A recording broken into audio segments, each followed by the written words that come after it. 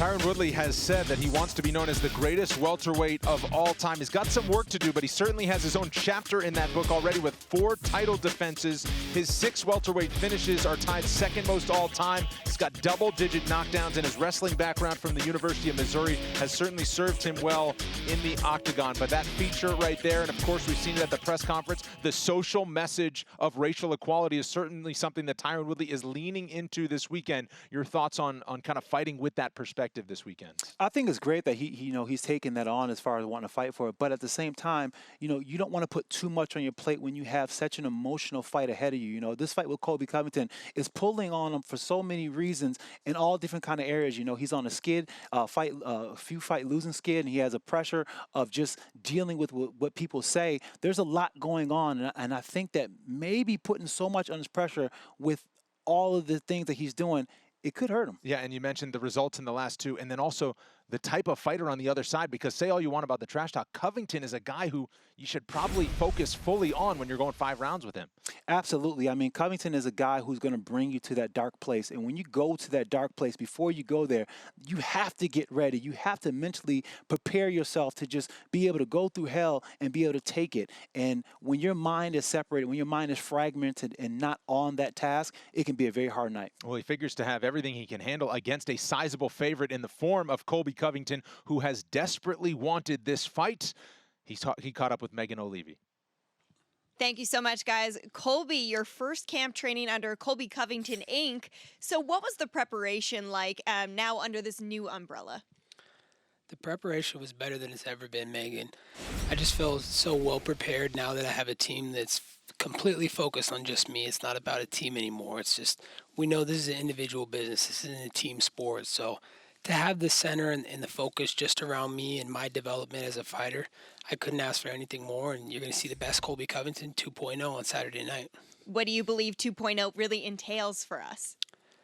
I believe 2.0 entails a different fighter than the world's never seen. You saw a world-class fighter with me before, but now you're going to see another level that you haven't seen before. Because before I was playing, Megan. Now I'm serious. Wow, well, I can't wait to see what serious Colby is like then. You're known for your pace and your nonstop forward motion. In terms of this scheduled bout for 25 minutes, I mean, how do you feel like your pace can affect Tyron Woodley?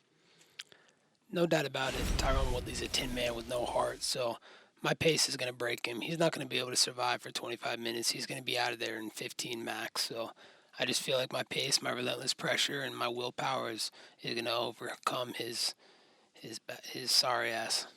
And what about the wrestling here? Oftentimes when we see 2 very talented wrestlers, as we do in you and Tyron, we sometimes don't get to see much grappling in the matchup. Are you expecting this one to hit the canvas?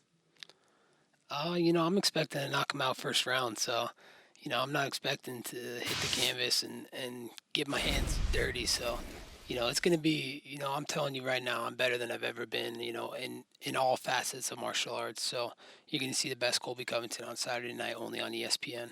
Well, we certainly look forward to it. Before I let you go, Colby, I mean, you mentioned the first round knockout, and certainly I know that you believe that that's how you will get it done. But in terms of Tyron Woodley, I know you're not overlooking his skill set. So what do you have to be cautious of when you step inside the octagon?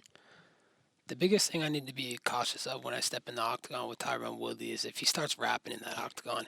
And let me just give you a piece of advice, Megan. If he starts doing that, just run away from the building. I'm sorry. If it happens to me, I'm going to be so close to him in the octagon, I'm not going to be able to get away from my eardrums to pop. So just a piece of advice, if he starts doing that whack-ass rapping, just run away from the building, Megan.